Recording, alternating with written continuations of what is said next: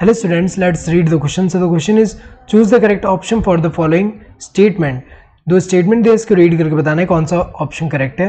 Statement one is in humans genetic makeup of the sperms determines the sex of the child. This one is correct. Human में जो child का sex है वो determine कौन करता है? जो स्पर्म का जो जेनेटिक मेकअप है वो करता है. जैसे फादर में XY होता है तो फादर में अगर हम देखें 44 ऑटोजोम्स प्लस XY, मदर में क्या होगा यहाँ पे 44 ऑटोजोम्स प्लस XX.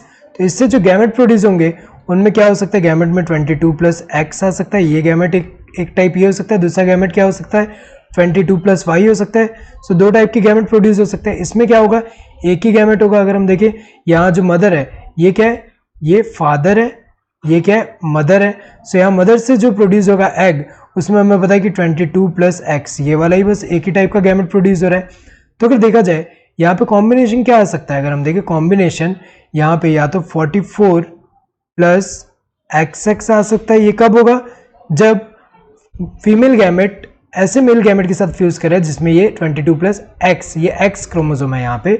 और यहाँ पे 44 प्लस XY तब होगा जब फीमेल जो गैमेट है वो जिस मेल गैमेट के साथ फ्यूज करे उस मेल गैमेट में Y है.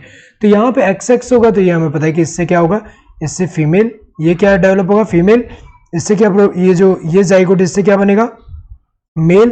तो ये जो सेक्स है, चाइल्ड का जो सेक्स है, डिटरमाइन कौन कर रहा है, क्योंकि मदर से तो X आ ही रहा है, लेकिन जो अदर वाला जो क्रोमोसोम है उस पर डिपेंड कर रहा है कि ये फीमेल है या मेल है.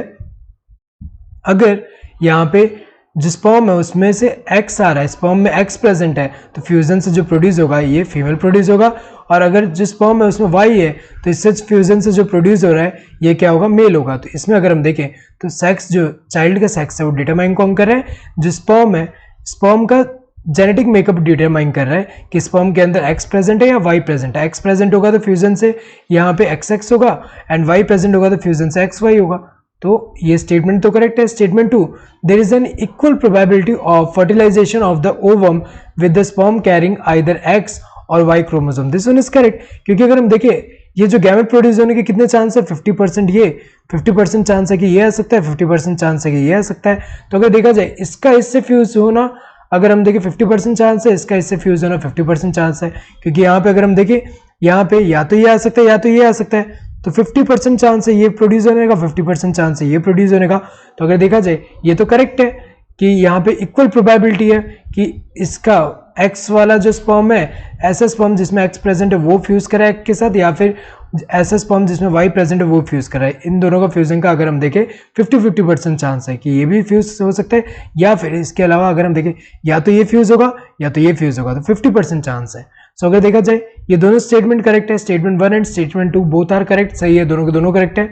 Statement 1 is correct but statement 2 is incorrect. This one is wrong, क्योंकि स्टेटमेंट 2 भी यहाँ पे करेक्ट है.